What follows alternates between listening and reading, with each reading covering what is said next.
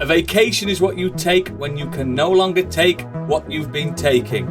Ladies, gentlemen, and variations thereupon, this is Modern Escapism.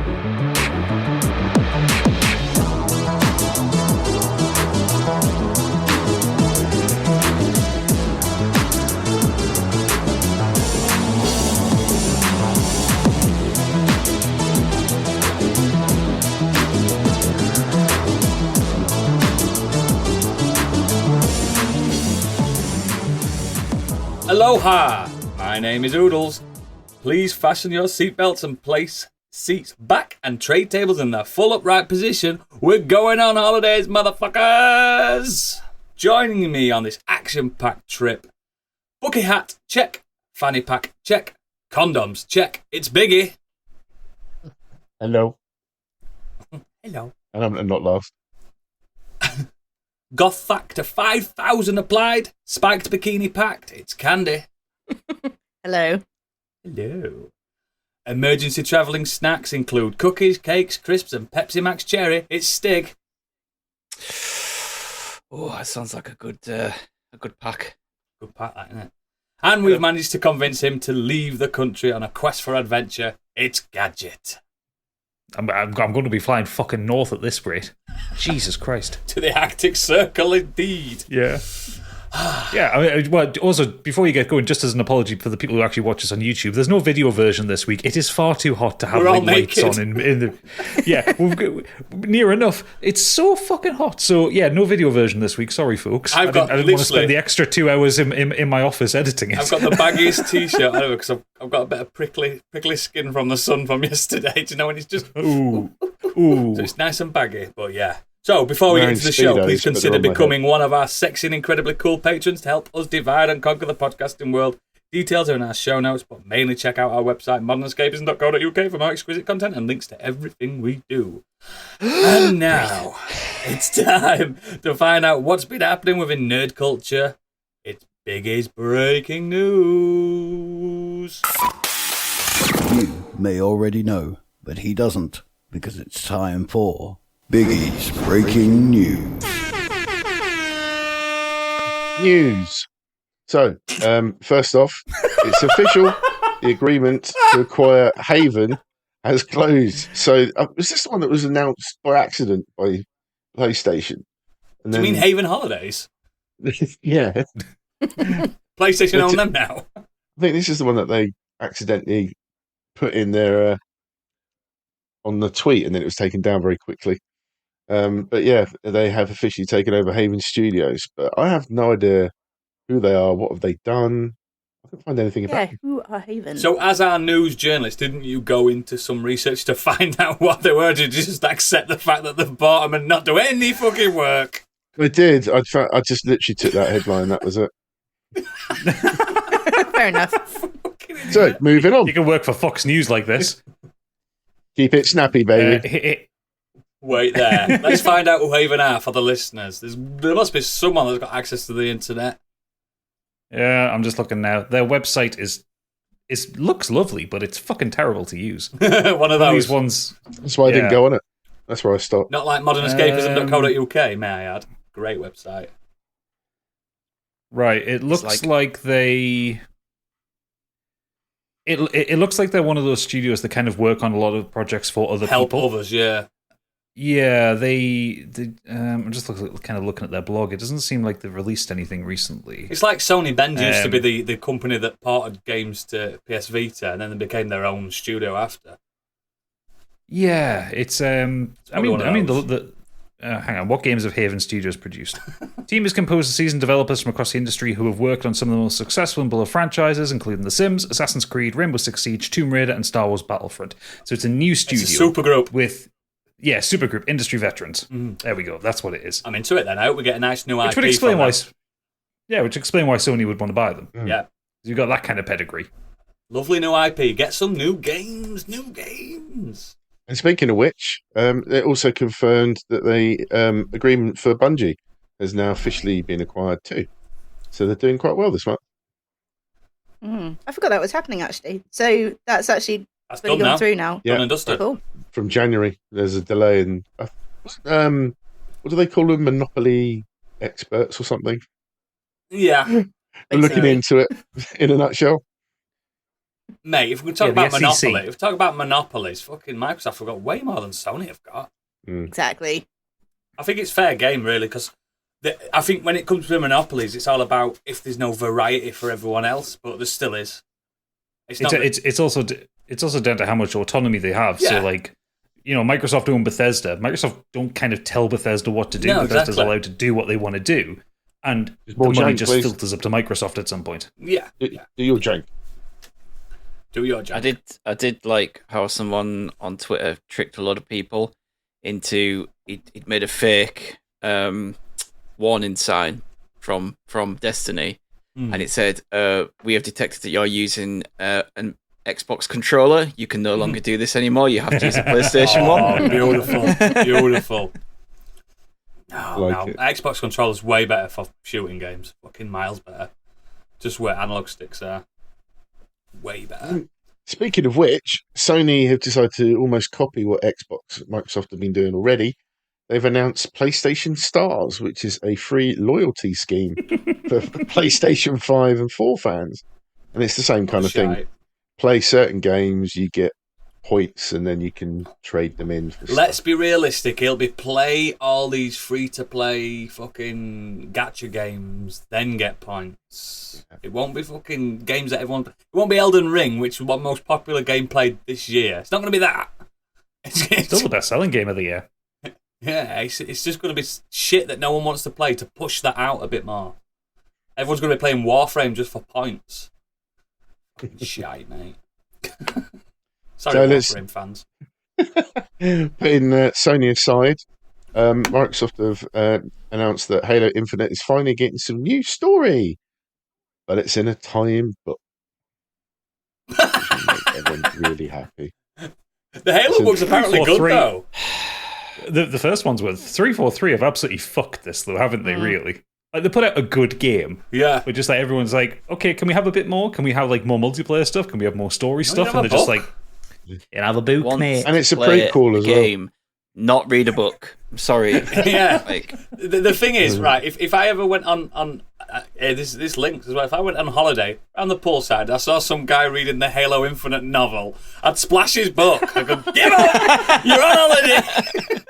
You nerd! Holidays are for Dan Brown and Dan Brown only. Everyone knows. Maybe a Tom Clancy if you're bored of Dan Brown. Yeah, at a stretch. Something that's the size of a doorstop that you bought at WH Smith's in the airport. Exactly. or some like C-list sports star. Yeah. Oh yeah. Yeah, Chris Kamara's autobiography in Benidorm. Okay, so leaving gaming Next. for the moment. Going to talk about the Emmys briefly. So the nominations are out. Unsurprisingly, Squid Game and Marvel's Loki were right up there. The streaming shows. services have certainly picked things up. Alongside that is Succession. Got 25 nominations in total. And there's a few here that I haven't heard of. So HBO's The White Lotus. Don't know anything about that. Nope. Ted Lasso. Yay! Yeah, love it. You got the comedy series Hacks and Only Murders in the Building. They're tied in third place for I've 17 heard good noms. things. Really good, that. Yeah. I've heard really good things. Really good things about that. Stranger Things and Squid Game both are 13 and 14 noms respectively. And then Squid Games is fantastic. I'm so glad that's getting all the... Mm. then a few others. Abbott Elementary, Yellow Jackets, which Candy was talking about before. Yellow Jacket. Moon Knight got 8 noms. Loki coming in second with 6. Great show. And What If, of all things, got 3. And Loved it. Hawkeye only Me and Stig got like 2. What If, didn't we, mate? I did like What If. It seems to get a bit of a kick in for some reason, but I really liked it. like it did some good stuff. Yeah. Certainly redeemed Ultron, that's for sure. We got our redemption. I was gutted to see that Midnight Mass didn't get mentioned. I thought that was awesome. Was that year before, though? No, it's in this last year, yeah. What a slow year. What a Yeah. slow fucking year. I can't believe Squid Games this year. Oh, I've watched it like 3 times since it released. I adore Squid Games. Can't wait for next season. The biggest omission for me is the boys and Anthony Starr. Yeah. Yep. That's the biggest Oh, they omission not get for a me. nod? Nope. But I am happy to see Bob Odenkirk and Rhea Seehorn get nominated for Better Call Saul, because that's long overdue. I've been pushing into that. It's a really good show. Really good. Yeah. You Was guys it the were last episode on Tuesday? No. The last 6 just started up this week. Just the week gone, it started up the last 6 episodes. Oh, cool. Okay. Absolute banger of an episode to return on as well. I saw that. That's the one I've seen so far. Oh, cool. Yeah. So good. No, there's some stuff in there that I want to check out. Barry, any of you watch Barry? I've watched a few episodes of it. People rave about it. I liked it, but it didn't force me to go watch the 3rd episode. You know what I mean? But I did want to watch it. Apparently, this latest season is just incredible. So I do like Bill Hader, so I might give it a. Yeah, I did start. I might give it a go. Yeah, good. Moving on from that, Ryan Gosling has debunked any rumours that he's playing Nova by saying that he wants to play Ghost Rider, which I could totally get on board with. Fuck. No, don't be stupid. Norman Reedus. Got to be Norman Reedus. Yeah, nailed on. No, I think Gosling. It's a good Ghost Rider. Gosling would have been better as. To be fair, yeah. I don't think Gosling could fit in. A person of his caliber, it's already been filled with many other people. You know what I mean? I don't see it. He's not exactly Mr. Charisma, Ryan Gosling, is it? He's Mr. Swoon. People like to swoon. Yeah, but then he's going to have all the CGI or the mask or whatever. It's going to be different, isn't it? He's good in Blade Runner, though, isn't he? He's excellent in The Nice Guys. Yeah. Oh God. Yeah. Shit. Oh, The Nice Guys is fucking brilliant. Movie. Yeah. Shit. He is, isn't he? It just proved he could actually act because he was playing against type, wasn't he? Because he wasn't the heartthrob, he was a fuck up. So good. We'll see what he's like in The Grey Man. That's out this week. He looks like Nova. This week coming. I'll give him that. He looks like Nova, and we've seen Nova Corps in Guardians of the Galaxy, so it exists. So why not? Get him in. Most of the time now, it's just so many just rumours and fan casting, and then it gets... There's not many left. There's not many main characters left. Somebody just picks it up and says, oh, this is happening. It's like, from where? The sources, there is no source. It's just ended up circulating around the internet, and eventually one of the mainstream news people hasn't done any research and just picked it up and said, oh, Ryan Gosling is Nova. I think he'd make a better Havoc from X-Men. Oh, that'd be a good shout, yeah. Yeah. He'd do a good Havoc. He looks like him as well. That's how I'm judging it on what people look like. Not like people can put wigs on. Do you know what I mean? So keeping people on their toes, back to gaming. Nintendo has announced Kirby's Dream Buffet, a Fool's Guy style party game, coming to the Switch for people that have Switches. Oh. Which they'll kill after a month because it's Nintendo. I have been playing Fall Guys quite a bit though. It's a right laugh. There you go. It runs like toffee on fucking Switch though. It's fucking shite. But it's fun still. I've won a few times, but I play anything with Kirby in. I just haven't played his latest game yet, which I'm really keen to play. I know at least Gadget is up for this. Is Bayonetta 3 was also announced its release date of the 28th of October this year. Yeah, hyped for this. Really hyped for it. Love Bayonetta games. I only played the first one. I mean, I own the second one because I got it in that deal, but a bundle. But I just picked up the second one. I've never played them. It's Devil May Cry, mate. Devil May I love Cry. Devil May Cry. Yeah, but he wants to play as a girl. Ugh. I want to be Dante. I want to be Dante. She would kick the living shit out of all of us with a fucking flick of her hair. And smile while doing it. Bayonetta is such a fucking wild character. I love her because it's not just that they kind of designed her sexy. It's that her attitude is fucking brilliant. She's so funny. She knows who she is.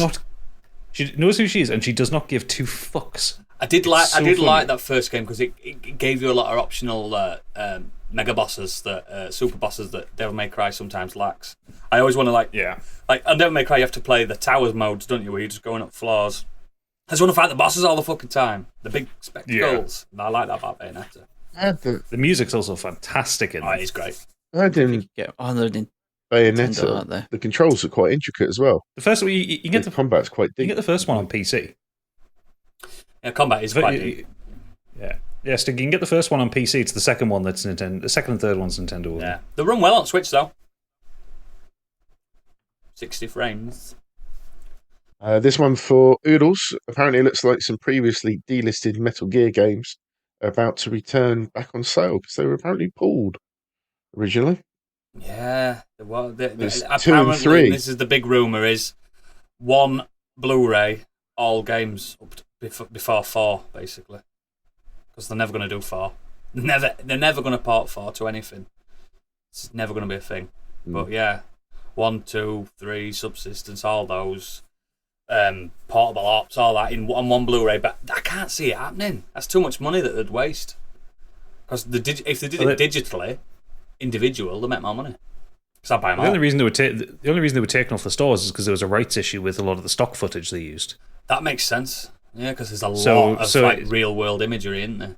Yeah, so they're not re-releasing them. They're basically just relisting them back on the stores. It's not like a new version or anything like that. It's funny because they're not on the PlayStation. They're not on PlayStation 4, 5. You can't get any other apart from I think 5. The 5 games. No, well, because of this rights issue, they were taken off all platforms. Oh right. So I just had them on Xbox anyway. I must have bought them years ago. Yeah, so you can't buy the HD collection on Xbox at the minute. You can't buy them on. They got re-released last year on GOG. Can't get them at the minute and stuff like that. The GOG version of 1's the best version, isn't it? Yeah, it's literally just a rights issue. Okay, good. Bring them back. Great games. I don't think 1 was affected. It was just 2 and 3. Ah, okay. Yeah, 2's got so much real world footage on it. Fuck. Half the game. And moving on, the sequel that no one asked for, Orphan First Kill, will be released in August 19th on Paramount Plus and selected theatres. I quite like the first movie. Prequel. I don't know what Orphan is. What's Orphan? Can't be a sequel. You're not talking about Orphan Scion of Magic or whatever from the PS2, the game, are you? No, it's a horror film from 2009. I've not seen that. It's watchable. It's got a real good twist in it, to be fair. Wasn't that a true story, though? Yes. It's like kind of based on a true story. And this Orphan First Kill is about... They talk about something that she did in the film Orphan. They talk about something that she did. I think this film is about that. But it's played by the same actress as well. So she's going to look a lot older. And they haven't used any de-aging technology on her. They've just made her look. She looks really young. She looks older than she did, obviously, when she was a little girl playing the character in 2009. But the actress is like 25 now, I think, and they've made her look like a 10-year-old. Yeah. It's amazing what you can do with contouring, isn't it, Candy? Oh, absolutely. Okay, now. But yeah, I quite like Orphan. It's all right, but it's got a good twist in it. Are you going to go to cinema to see it? No, I don't think you are. I focus on Paramount Plus. Watch on that. Next up, Dean Fleischer-Camp is set to direct the live action of another Disney remake, Lilo and Stitch. Everyone were crying out for that. I've never seen Lilo and Stitch. I've never seen it. It's a fine film. I know what he is. He's that little... My wife really likes it. Yeah. With the 4 arms. I know who he is. I've played Kingdom Hearts, guys. My daughter as long as you keep the Elvis soundtrack, it'll be fine. Very true, yeah. Everything. Literally, it's just going to be everything. Next one. I don't even know what he is. Is he an alien or a creature or he is an alien. Animal. Yeah. Oh, he's an alien. Okay. Yeah, we'll get them all. Eventually, we'll get Frozen and... Yeah, live action Frozen, yeah. They'll come. They're never going to run out, are they? Because they're always making films. There's already a musical, isn't there? Live action Frozen will make so much fucking money. It's ridiculous. Oh, it's going to be insane. It's going to be $1 billion. Oh, wow. That's going to be the next 5 years, I bet, as well. I bet they'll push it out earlier than they do the others just because they know that's big money. Hopefully Chris Pratt will play Sven. Probably. Chris Pratt will be playing all of the roles. Yeah. Olaf. Especially the snowman, yeah. Aliens, again, is getting a single-player action horror treatment for VR. Consoles and PC. Sounds frightening. I can't even play Isolation, mate. Never mind with your headset on. More Alien games is a good thing, as long as it's always a good thing. In the vein of Isolation. If it's like that kind of game. Yeah. Yeah. I always kind of gutted that Creative Assembly didn't get to do a second Isolation game. Because they just went back to making Total War games.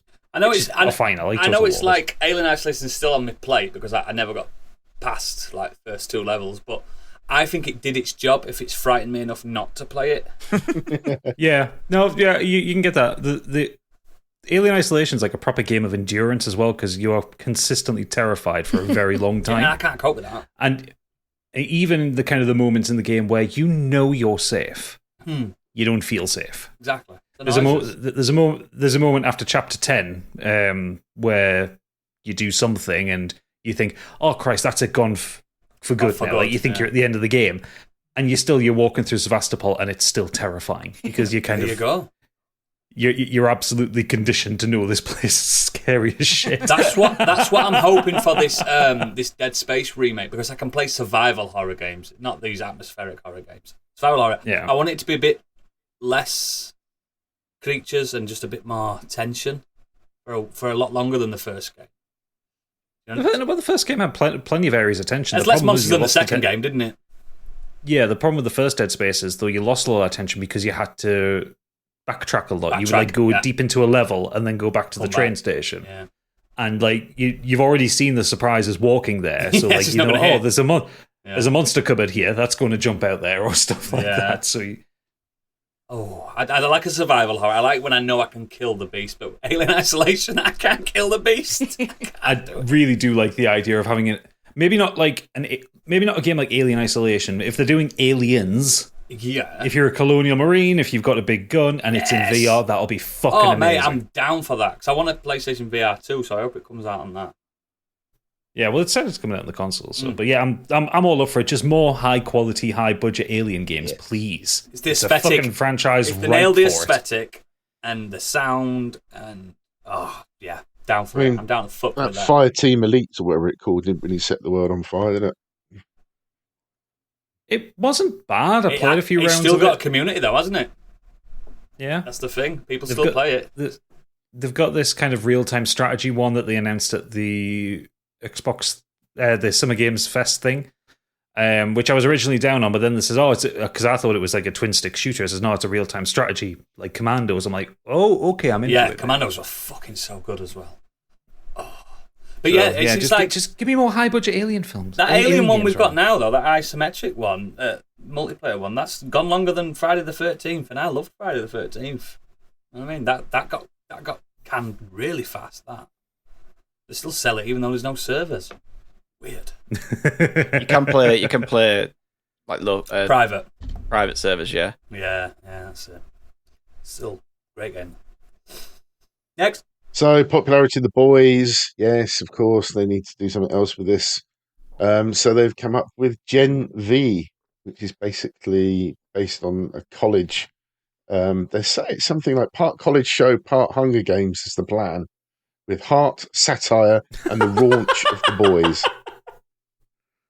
It has the potential to be shite, I think. I'm not pumped for that at all when I hear that. No, but when they say college, in my head straight away, I'm like, Cobra Kai, The Boys, Imagine. Yeah. Well, they could just lean really into it, dude. Animal House and The Boys. I just feel like it's going to end up being a show full of people we hate. Yeah. Do you know what I mean? It's going to be young kids doing their arrogant Z stuff, like the stuff that we're not really into, and you just like, fuck off. Can't relate to any of these people. They're all bellends. They're all superheroes. So that makes them even extra, like on the bellend scale. So now the list of actors involved. I hope I'm surprised. But like, I don't recognise a lot of these names, but it's Jazz Sinclair, Chance Padorno, London Thor, what a name, Patrick Schwarzenegger, Lizzie Broadway, Asa German, Matty Phillips, and Derek Le announced that they all just sound like bespoke pizzas that you get from like hip pizza places. literally, the only person I've heard of is Patrick Schwarzenegger. Yeah, obviously, Arnie's son. That's it. And he spit double of him as well. Yeah. But yeah, I mean, the reason The Boys work so well is because of the characters, the actors that play them are so good. Mate, The Boys is resting on Anthony Starr. The whole fucking show is resting on him. But that's it. You know, You still do have that. the other side of people who aren't the superheroes and the people you can root for. Yeah, even the absolutely. people, even the people that are meant to be on the good side, in inverted commas. Perfect show. Yeah. Perfect show. I mean, the thing is, it's hard to judge something that we haven't seen yet. You know, it's like, it might, of course we are. Like, But it is the especially if internet, Eric remember? Yeah, like if Eric Kripke's involved, I'll still give it a watch. Absolutely, you know? give it a try. I like that Boys if it's- Diabolical. That was good. That. Diabolical was Yeah. cool. I just feel like it's Like- going to be like Supernatural or like a sort of teen, more aimed towards teens kind of thing, and I'm not really into it. Vampire Streaming Diaries. services have been really quick recently to get on sort of spin-offs and everything. Like it's almost as if they'll see how one season does, and if that's good, they'll immediately like plan a bunch of spin-offs, like they did with The Witcher, didn't they? So after the first Witcher season came out, they had the anime, and they announced the prequel one. Hey, nobody spoke about that anime. It's fucking brilliant. It's good. Yeah, it's good. Yeah, I think I did anime speak is about it, really didn't I? good. No, I don't mean in us. I mean just in general. No one's Oh, talking yeah, about yeah. it. It's fucking Well, great. the Game of Thrones one's doing exactly the same. There's Yeah. House of the Dragon, something called Egg. Something Egg? Just egg? No, I can't remember. What's Game the of character? No, it's the character Egg. It's like, yeah, it's about. I can't remember the character's name now. His nickname is Egg. It's about him. Then you've got this Jon Snow spin-off, and then there's meant to be another spin-off. So there are 4 different spin-offs of it. I think they're probably using Game of Thrones as an example. Like, if the series does go down the shitter like Game of Thrones did, well, at least you've already got the spin-offs sort of going. And maybe they think, well, maybe if the first show does start to go downhill, we've got these other things to fall back on, which is why they're doing it so quickly. The problem now. I see, though, is if they're doing these shows really fast and really rapidly, does it make you not think that they had these scripts for something not involved in that, and then they'll just turn that script around? We'll add that to the Boys canon. We'll turn that into that really fast. Could be. Probably. Yeah, So- could be. Just quickly, I looked it up. I had to look up. Tales of Dunk and Egg spin-off would be based on A Night of Seven Kingdoms, a series of novellas published by Martin that follows the adventures of Sir Duncan the Tall, Dunk, and the young Aegon V. Targaryen. Egg, yeah. Aegon Nice. Targaryen, the 5th, is Egg. Aegon Targaryen, another very posh pizza. So yeah, there's about 4 different spin-offs of that one. Well, there you go. I like new IPs personally, but let's give them the benefit of the doubt. Well, finally talk about old IPs. Mass Effect writer Drew Karpyshyn did a recent AMA on Reddit and was allegedly surprised to find out that people wanted to bone Garrus. And he couldn't believe people were getting horny. The bird alien creature. It looks like a bird. I guess so, in a way. He's got like an eagle face. But yeah, It's like a Peculiar. lizard. Lizard, people bone lizard bird. anything. Why are you surprised? Imagine getting a love bite from Garrett. Fucking rip your face off. I think a lot of people are imagining that. You That's the problem. perverts. You are all perverts. Says the sex goblin. And I'm here for it. And finally, Bring it on. We don't kink shame on this show unless it's one of Oodles' kinks. the Lord of the Rings TV show had its trailer officially released. I haven't actually checked this out yet. I haven't seen this. So, anyone else seen it? I've seen it. Atmospherically, I think it smashes it, really. Yeah, good. I think it looks great. Yeah, really great Check it out atmosphere. after. It's their version of Game of Thrones, but it's in a universe we already know and love. I'm down for it. Don't read the comments. This isn't Tolkien. Where is these people? Gandalf? These people have the wrong skin color. These people shouldn't be women. These people shouldn't be doing Yeah. this. And it's just like, fuck I didn't off. see Jon Snow in the trailer. Seriously. I've seen it. There was no black people in Middle Earth at that point. I was saying the amount of comments where they're saying, "Oh, Tolkien didn't put black people in this because he was an old racist." That's why. Exactly. They all try to like think they're clever by putting Tolkien quotes in there about like, and so this happened, blah blah blah, and this was the death of whatever, blah. It's like they're trying to be clever by putting these clever quotes in. And could get down the rabbit hole on Tolkien. He literally based the black speech on Germans because they were fighting him in war. He didn't like them, so he just named the orcs that speak German. It's fucking horrible. You're an horrible bastard, but yeah, great world. Love it. Love to see it. I think it looks great. I'm well up for it. Yeah, I mean, I'm pleasantly surprised, but I'm still slightly cautiously optimistic. I want to see how the narrative unfolds, but looks the trailer made me excited. Cinematic, which I was worried about when I first saw those publicity stills, where it didn't. But the trailer really makes it look like it's in that world. And I was... From the trailer, it looks like the fall of Numenor, the Silmarillion. So I'm all about that. I think that's what it is. I think, that's what it's supposed to be. Oh, I didn't know that. The Silmarillion's a great fuck. Oh, brilliant. No one reads it, though, other than me.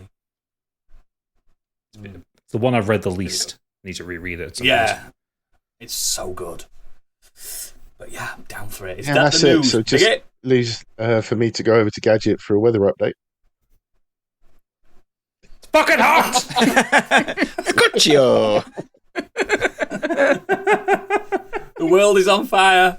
So cool. Pants. Let's get on with the Nexus. Let's get Stig's Nexus first. Come on, Stig. What have you been doing this week apart from baking? A couple of things this week. I decided I would watch this Resident Evil TV show. Oh. Did you do it for us then? To spare us? A little bit. I'd watch it thing to the show, but I just wanted to see what it was like. Some people were saying it was quite good, actually, and then some people were saying it was terrible. I didn't... Disclaimer, I did watch the first 2 episodes. I did watch. Like the trailer at all. The trailer looks shite. But didn't we watch it live on one of his things? No, sure it was just in the Discord. But I'm not hating the show. I don't think it's fantastic. I don't think it's not even Resident Evil, which is the weirdest thing. Other than it having Umbrella and Albert Wesker in, and playing off a few there's lickers in there and the zombies. The story is nothing to do with Resident Evil. This is completely doing its own thing. It's kind of it's set up that something happened in Raccoon City, and the nuclear bomb went off. That is law, but the outbreak never got out of that. And they set up New Raccoon City, so Umbrella started again under their own little weird town. They're like it's weird. They're in a town where it's restricted internet access. You can't come and go without proper passes. It's proper like dystopian town as well. It's like the architecture's really white and clean. It all surrounds that one thing in the middle, doesn't it? It's like it looks like an umbrella. Umbrella basically run the town, so it's where people go to work. Oh yeah, everyone works there. And it's the story is set in 2 different timelines. So you follow Jade Wesker in the future. I can't remember the timeline now when it is, and also her in 2022 before the incident happened. I kind of like the stuff that's happening in New Raccoon City. Whereas the other stuff is kind of like post-apocalyptic, Walking Dead-esque, just zombies everywhere, creatures everywhere, for some reason a big worm, and you know that kind of thing you get in The Walking Dead where they go somewhere and they seem friendly but they're not friendly. They turn out that they're actually baddies. It's doing all that. Who thought a group of marauders were going to betray you? Yeah, it's doing all that kind of stuff, and so that kind of stuff in the future is a bit dull. It's a bit kind of like standard, but I do quite like the pre-incident stuff and the lead up to it, and I think Lance Reddick, he's fucking brilliant. He's really good in this. He's not playing Wesker at all. Like he's not playing like it's his own version. Exactly. It's not how you vision Wesker from the games or from the films or anything.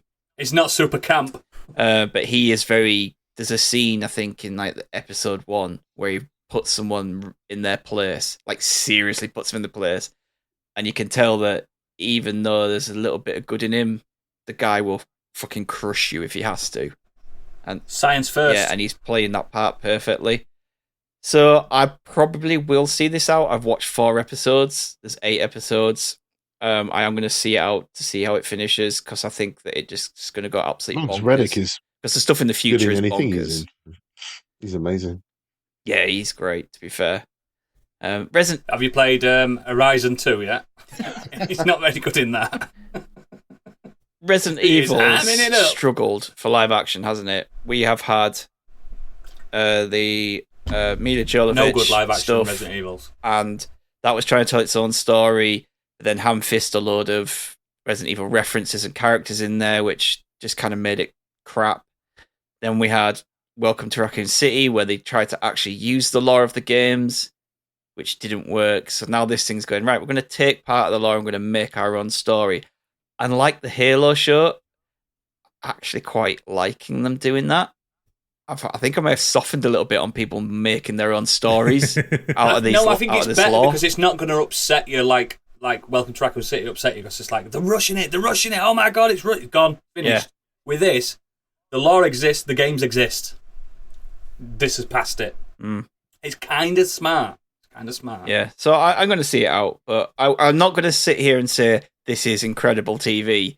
Go watch it. Must watch. I'm just kind of weirdly enjoying it, and I've kind of watched it in the background a few episodes as well. So I do like the not bad. The some writing in it's terrible. The high school and that where she's getting bullied and stuff like that's really fucking cool. Not bullying's not cool. I mean, just the scenes. Just wondered where you were going then. No, I think the actors are really good. Yeah, no, which is the girls, the young girls in it are very good. But just the other thing I did this week was I watched The Black Phone. So The Black Phone is a psychological horror starring Ethan Hawke as a baddie called the Grabber. And he has been terrorizing this town, kidnapping teenagers and killing them. And this story follows Finney Shaw. He's a shy but clever 13-year-old boy who is abducted by the Grabber. And he's placed in this basement room with just a bed, a toilet, and a phone. Disconnected phone as far as... Yes, it is black. Disconnected as far as Ethan Hawke's character thinks. But the phone keeps ringing and the voices of his previous victims come through and talk to Finney and help him try to escape and tell him things that are going on. This stuff does really good. Some good stuff with it. Mason Thames and Madeleine McGraw are the brother and sister in this, and they're really good. She's really good. I think that she's one to watch out for in the next few years. One of those like young child actors that's you're going to see big things. The boy from, as well. She's really good in this. See he's got quite a presence as well. Yeah. He's very good as well. Both the kids are really good. They've got a really close knit connection with each other. They're because they come from an abusive home. So their mother passed away and their father is abusive towards them. So they kind of hold on to each other. But and it really comes across really well. Like they do a really good job with showing that connection between it's set the two. in like the 70s as well, isn't it? It's kind of that sort of time in America 70s, when you had things like the Zodiac and things like that, killing people. It's got that weird vibe. Yes. And flares. Yeah. But she also, the girl, this is all the setup as well, so it's not a spoiler or anything. She experiences visions and dreams, and she keeps having these visions and dreams of these kidnappings. So, and then when he goes missing, she starts to have these dreams and trying to figure out where the house is that he's been taken to. So much so that the police then get involved and start to believe her that these visions could actually be, tracing them somewhere. So the film itself is very tense at times. It has some really good jump scares. It does some really good stuff with the phone and the previous children and the way it shows them and projects them on screen. Ultimately, it's fine. just not a lot seems to happen. So it's like solid, enjoyable hokum, and it's really well shot. It's really well acted. Ethan Hawke is very sinister looking. He wears these kind of masks that split across the middle, so he can put like two different sides to the mask. So he can come in with one that's like a kind of funny Joker-esque, like big smile on it, or he'll switch the mouth out and it'll be like nothing there, or he'll switch the top out and it'll have like demon horns and stuff. So he's constantly switching the mask depending on his mood and how he wants to the old Punch and Judy things. He looks like Punch with this big long chin. Does it? Big chin, yeah. Oh, it's really creepy. That. But he changes that up as well, where it gets like. So the masks are really creepy. It doesn't kind of go into any kind of torture porn or anything like that. So there's none of that in there. You don't have to worry about any of that. It's just, for me, it's quite straightforward, quite predictable, and it's a solid 3 out of 5 for me. I know a lot of other people have really enjoyed it, but when I kind of sit back and think about it, I can't say what I want to say because it's a massive spoiler. So when people have seen it, if they want to chat about it, I will do. But on why it kind of lost that star rating, Stig's going to open up his own microphone if you want to chat to him. It's pushing on a 4. Oh, but there's something about it that just drops it and kind of just sits in the middle for me. So it's enjoyable, and I think people will really like it. I think Biggie will really like it, and Candy potentially as well. But you know what I'm like with horrors. I seem to watch a lot of horrors, but never seem to rate them. You're a tough critic when it comes to the scares, aren't you? Yeah, but it's doing some good stuff. The acting is all really great, but it's just that one little niggling. I thought the opening credits were really good as well. They're very sort of Seven-like, really sort of creepy, unsettling opening credits with this really unnerving soundtrack, and then the images are all quite creepy as well. I thought it was really good. Yeah. Just need to finish it. I'm finished. I fell asleep. No reflection on the movie. I was just tired. Is that everything, Stick? And obviously fighting back the heat this week. Really hot in Yorkshire. Have I ever? Really fucking hot. So I'll move on to me next. I've only been doing one media type thing this week because I can't stop doing this one media type thing. Not that I haven't had time. I just can't stop doing this. I've been playing a game. Watching porn. I've been playing a game called Neon White. Oh my god. So imagine what would happen if you made a game, listen to this, with the pace of Counter-Strike, the melodrama of Persona, or a whimsical digital novel, right? And add racing game time-based challenges like Trackmania Turbo. That child would be Neon White, made by Angel Matrix and published by Annapurna. So, you know, they've got a kind of bit of a pedigree, Annapurna, haven't they? They only release what they deem they should. I say this a lot, and sometimes it's hype and excitement, and sometimes it's just that new game factor. This has got Game of the Year written all over it. Really fucking hell, it's so good. So let me get into the story first. So it's really simple. You play as Neon White, a man that died and went to hell due to being a sinner. Luckily, Heaven likes to play a yearly Battle Royale-style competition and pit sinners against each other for the winner to get a year's vacation to heaven. Who wouldn't want to do that? So White luckily happens to be a dab hand at killing. And again, luckily for the player, he's suffering with amnesia to allow us to learn about the world and all the terms, which is a trope that people don't like, but it's kind of necessary in certain games to have an amnesiac main protagonist. So what's really good from the story point is it's kind of digital novel when it comes to characters interacting, but they're not massive long chapters like digital novels. They're only talking to each other for about 5 minutes. All fully voice acted. And let me just say, the voice acting's fantastic. References to games and there's one bit where they go to a Heaven karaoke and the goth chick in it, she starts singing Welcome to the Black Parade. So do you know what I mean? It's just one of those things. It's really good. But the gameplay is king on this. So it's basically a speed-running first-person shooter. And it plays, I think, nigh on perfectly. I think it's, from someone, I'm not a first-person shooter, and you know this. But if I can play it to a really good standard, it's doing something right for it to allow me to be able to play it. Basically, what it is every level's a course or a track. Let's just think of it in time trial, right, where you're in a heavenly looking place, like with a skybox, and you've got to get from where you start to the finish line within a set amount of time. You can take as much time as you want. You just to get certain medals, you've got to do it fast. So your first run of that track is just getting your bearings, knowing what's there. You pick up little cards. Now it's not a deck builder or anything like that. These cards are just in place of a floating gun. It's the same thing. You pick up a card, it's got an Uzi attached to it. You start using that Uzi. Now it does a really clever thing. When you discard a card that you've got, a power will happen.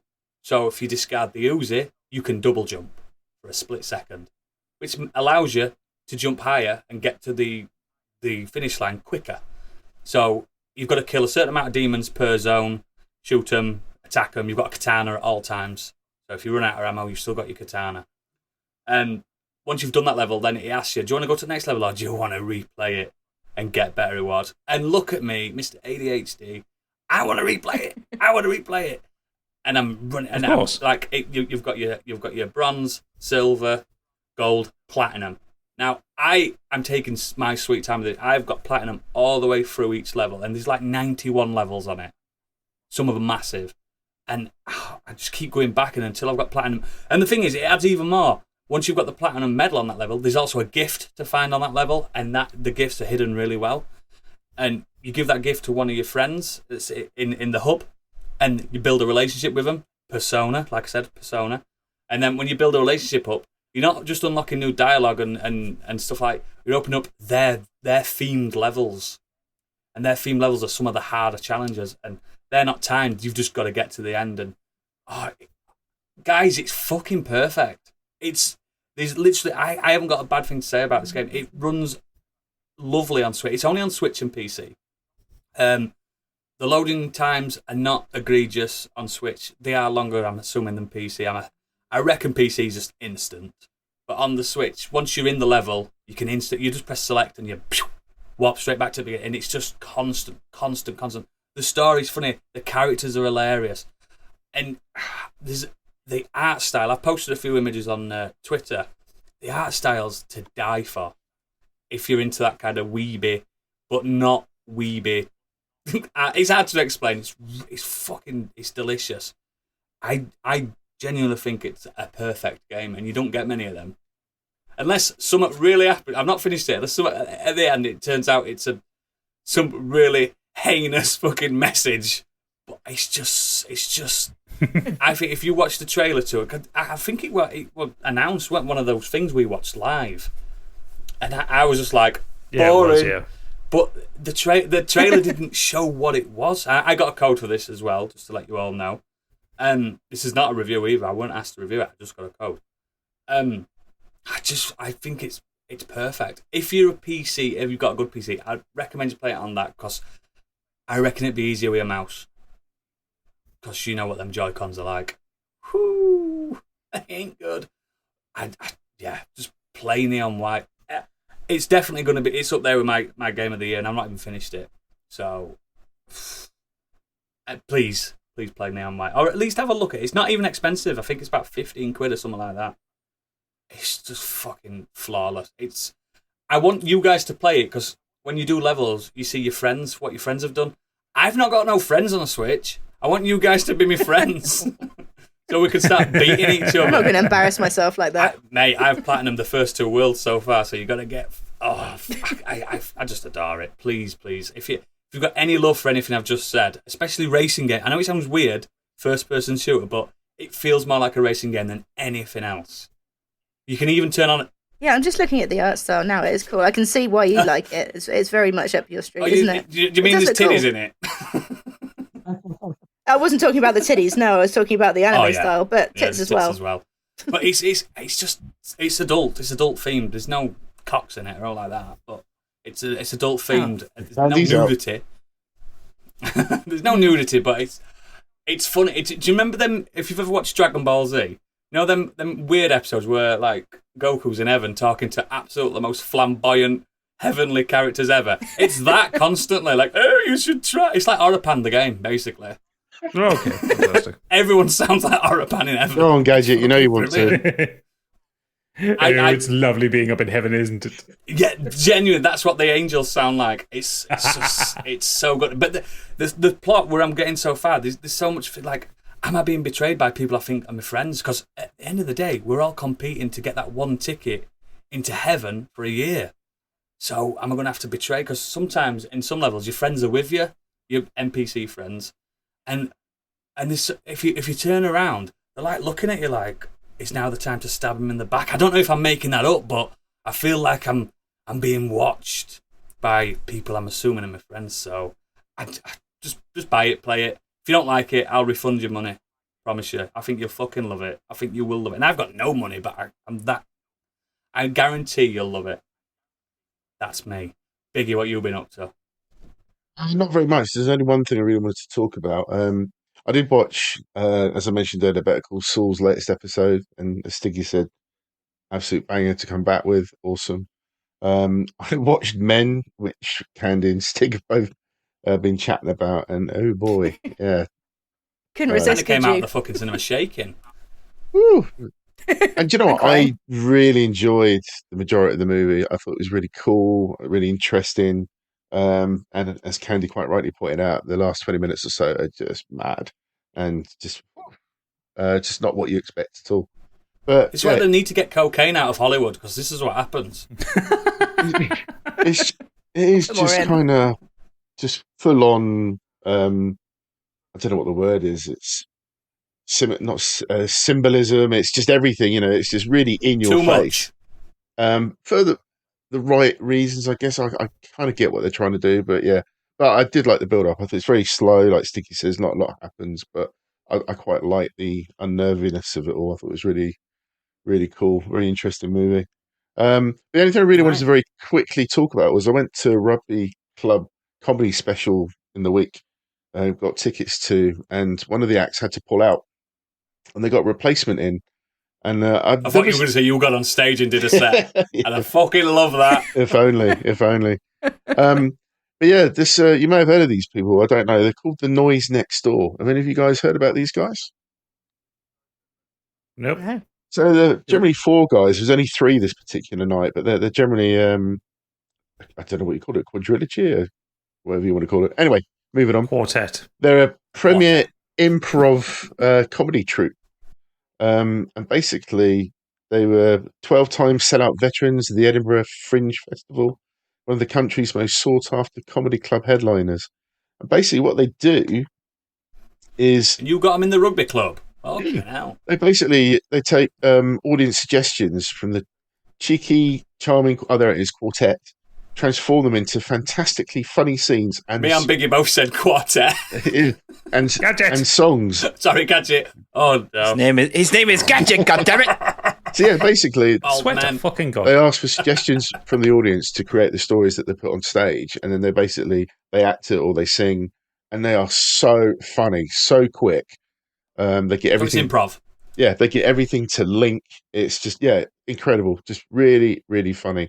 And off the back of this, considering that they were like a last minute backup, we've booked tickets to go and see them their actual show next year. Oh yeah. But it's superb, really, really cool, very, very funny. So yeah, if you ever see them on, they apparently according to their website, they've been on BBC One, ITV, etc. So I mean, they've been asked to perform, I guess, in shows and stuff. And apparently they even have get them on the show at the Download Heavy Metal Music Festival. They're popular there as well. I ain't watching a comedy thing when I'm at Download, mate. I'm telling you now. Yeah. Not a chance. I'm moshing. That's just that time Bill Bailey did. That's what for. Yeah.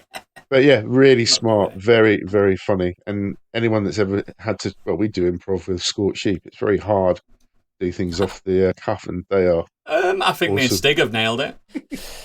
Hard? It's this, mate. Yeah, but they're really good. But yeah, that's it for me.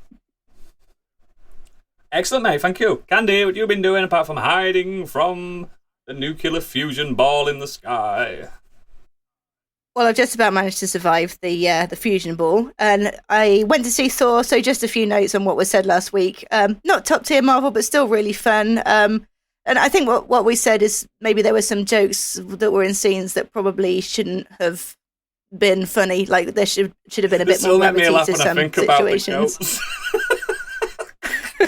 I did enjoy the goats. I didn't think that joke went on too long at all. I really liked it.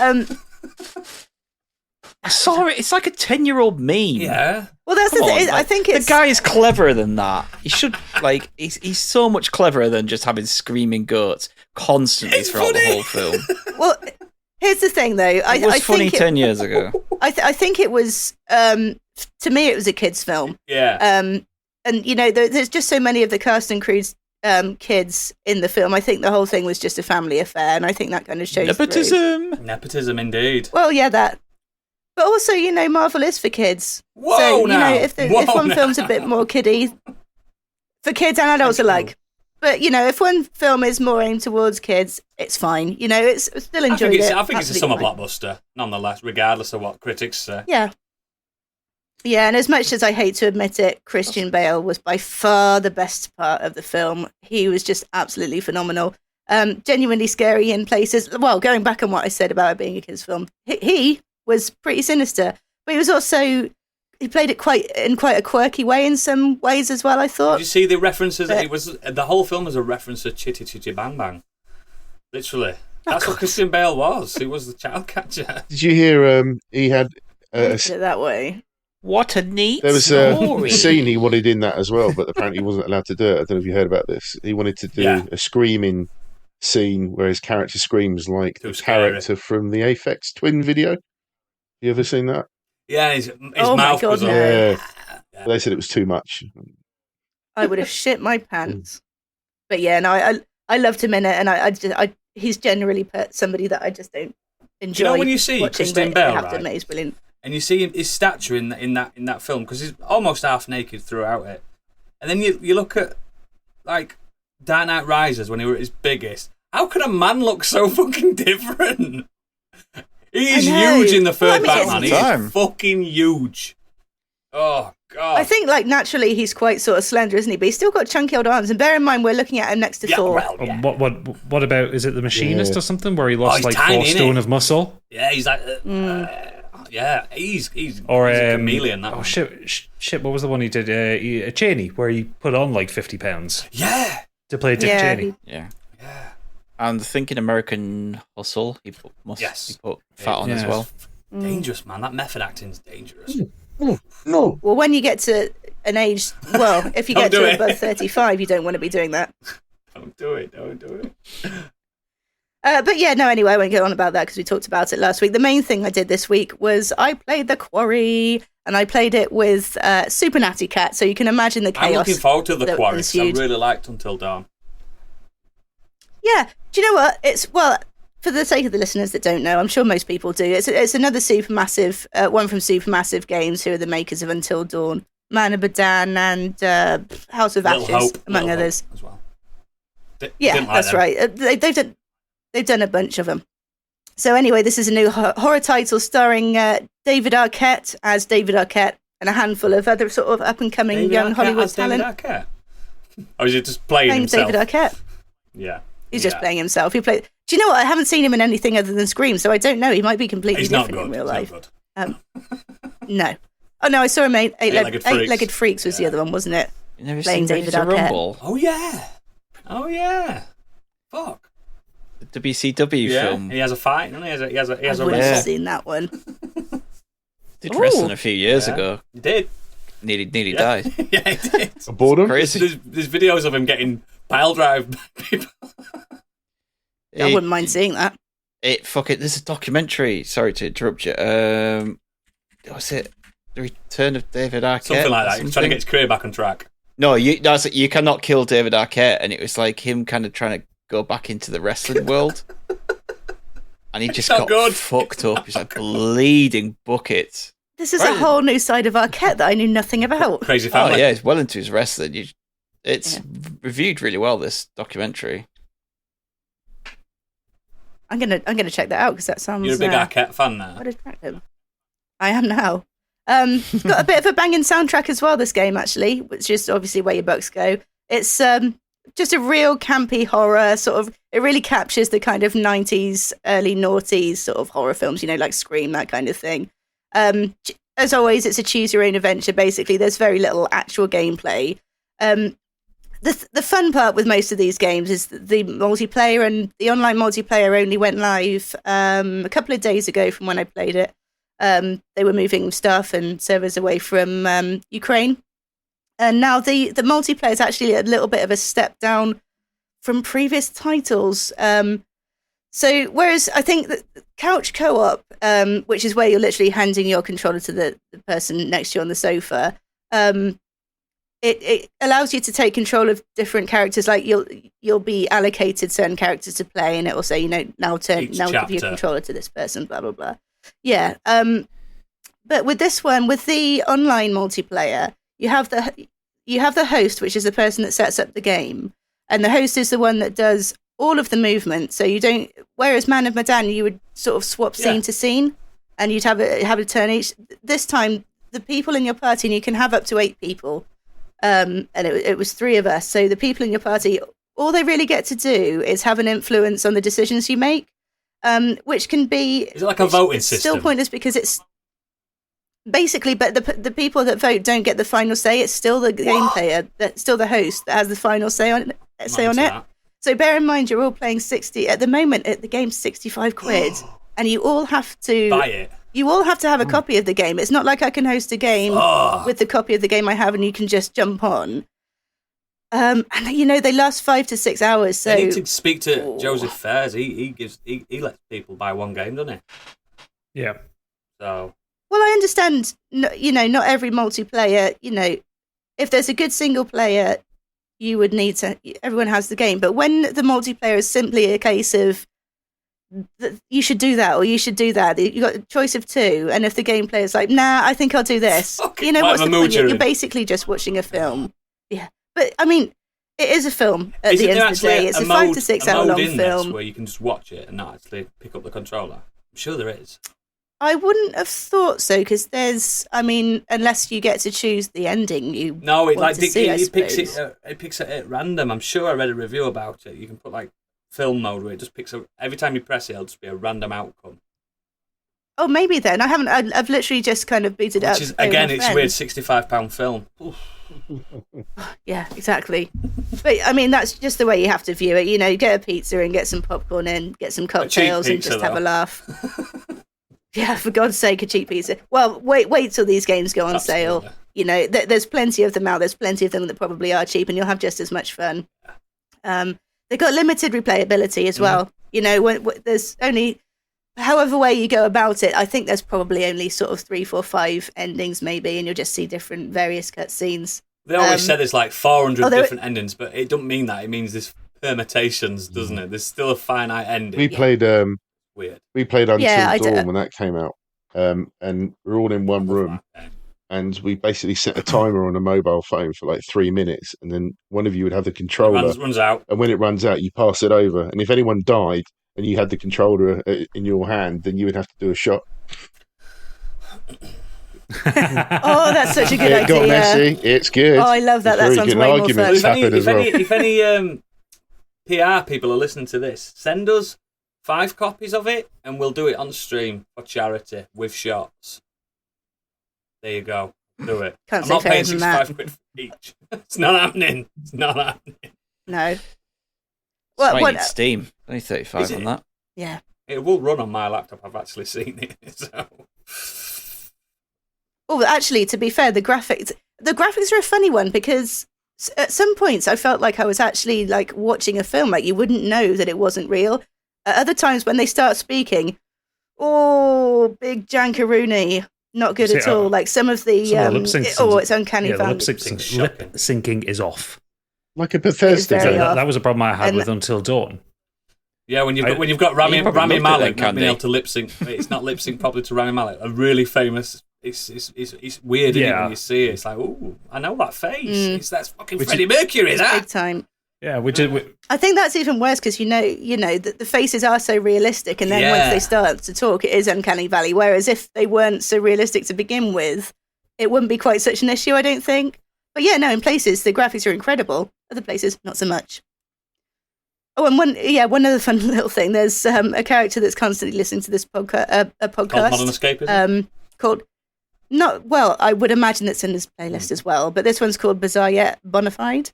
You can actually listen to these episodes on Spotify and iTunes and everything. I bet they're so over-dramatized. Listen to it long. Fucking ain't that shit. Probably. I haven't heard them yet, but I'm going to. I was just thinking back to one of the deaths I got on Until Dawn, where I got pushed off a cliff by a deer. I remember that one. The guy in the varsity jacket is like, no, not running to the side. No, I remember that one. Gets pushed off a cliff. I really like Until Dawn. It was especially on PS4 when it's like, wow, these graphics are good, but it always is when they do the close-ups to the face. I'm like, I don't want to see his mouth, those teeth. It's awful. Yeah, yikes. But you'd still recommend it when it's 20 quid, yeah? If it's 20, 30 quid, yeah. But yeah, just take it for what it is. It's a fun movie night, and you get a little bit of choice. That's it. Yeah. Into it. Cool. Is that everything? Mm-hmm. Excellent. Gadget, round it off. So Pip and I started watching this week. They finally put Paramount Plus on an app on my telly that I can watch. So we're starting to look at stuff on there. It's on Amazon. And it doesn't work. It hasn't worked for the past 3 days, so I haven't had a chance to start Star Trek yet, but I do want to. But we've been watching Broad City, which is a US sitcom. Pretty good. We're only a few episodes into that. But the main thing that we found was a film. I'd seen a trailer for it a little while ago. I thought, ooh, that looks interesting. It's called Jerry and Marge Go Large. What on earth is that? So this is a film. It's based on a true story. It's based on the story is about a couple who discover that there is a flaw in their state's lottery system, where the more you bet, the more likely it is you're going to win. So they go large, and they start putting a lot of money in, and they start winning, and they start basically gaming the lottery. Oh. It's based on a true story. It is a true story, yeah. The film was adapted from a Huffington Post article by Jason Fagone called Jerry and Large Go Marge. The film stars Bryan Cranston as Jerry Selby. I'm in already. Annette Bening as Marge. Rainn Wilson as Bill. Nice. And that's about it of anyone consequential. Everyone else is kind of Dwight bit par Schrute, characters. or is he just Rainn Wilson? Because I know they're two different people. He's just Rainn Wilson. He's kind of slightly enthusiastic, which is quite weird to see Rainn Wilson do. Yeah. When you do see him when he's not Dwight, you're like, oh, you are a human. Yeah. Yeah. So, film was directed by David Frankel, who I did recognise, but turns out he directed The Devil Wears Prada, Hope Springs, and he's the absolute monster that brought Marley and Me to the big screen. Oh, that horror film. Yeah. Oh, we don't walk. I can't watch that. The film is fine. It's enjoyable enough. It's entirely carried by Bryan Cranston.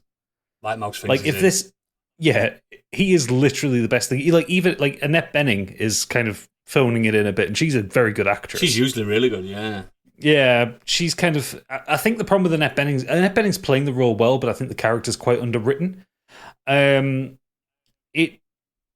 My problem with the film is it's got a bit of a Hallmark movie quality to it. Where so what they end up doing is to basically to keep winning and to keep building it. It's not like a gambling addiction thing. It's basically they're using it as because Jerry Selby is retired and he doesn't know what to do with his life, and this kind of gives him a purpose. He's a bit of a maths genius. And what they end up doing is they end up kind of like creating like a co-op within their little town of Evart. A syndicate. Yeah, Evart. Yeah, but doing it as a business and kind of building it up. And then it's the whole thing, oh, well, we can fix the bandstand and get the jazz festival going. That kind of fucking Hallmark utter bullshit. Oh, God. Who cares about the bandstand? Exactly. The thing is, what they're doing, the process of what they're doing, is really interesting. Like, I want to know more about it, but they gloss over a load of stuff. Start doing it. And just kind of start doing it, yeah. And like if you'd done this film, like, I know it's not the same kind of thing, but if you'd done this film like in the style of like The Big Short, where you go into the mechanics of it and how it works. And love that film. Then you also get this kind of antagonistic side where, so Jerry and Marge weren't the only ones that worked this out. There is a group of kids from Harvard who work it out, and they start doing the same thing. And they and the leader of this group is a lad called Tyler. You've never met a nice Tyler.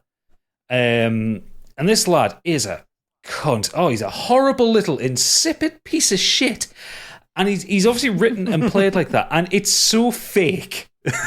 It's basically when they've written like the outlines of the characters, they've just written like Tyler wanker.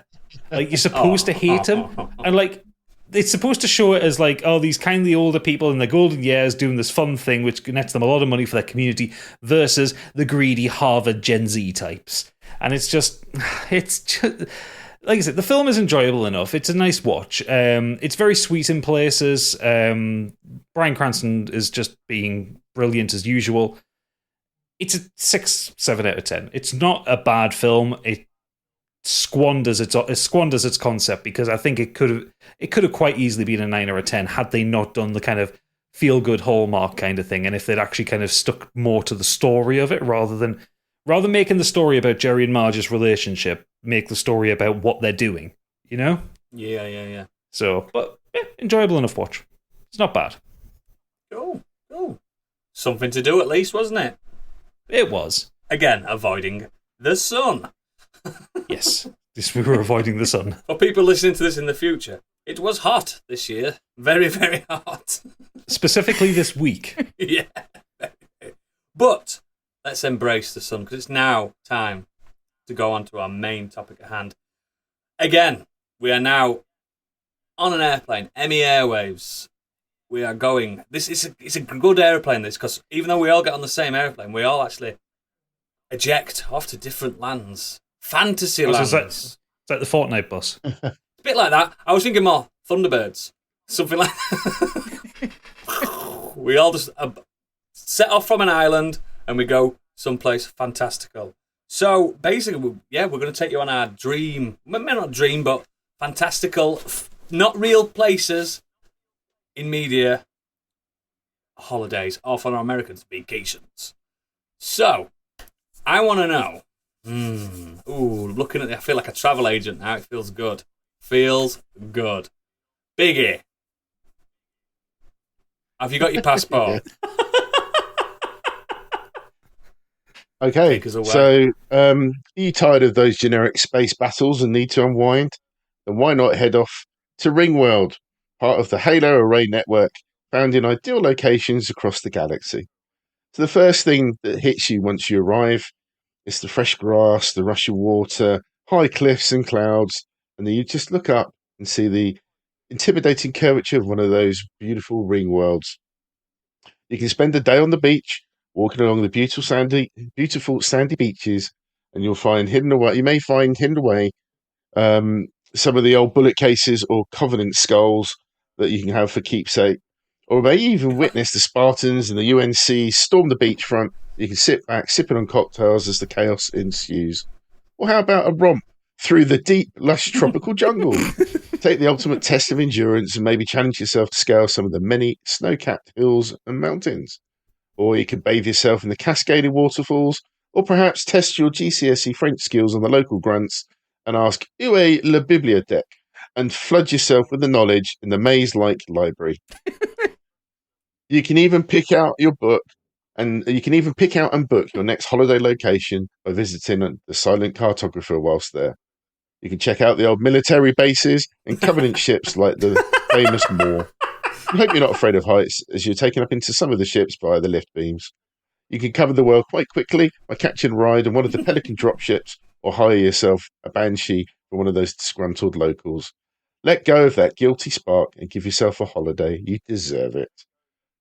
And I chose this purely because it's still one of those games that when I first played it back then.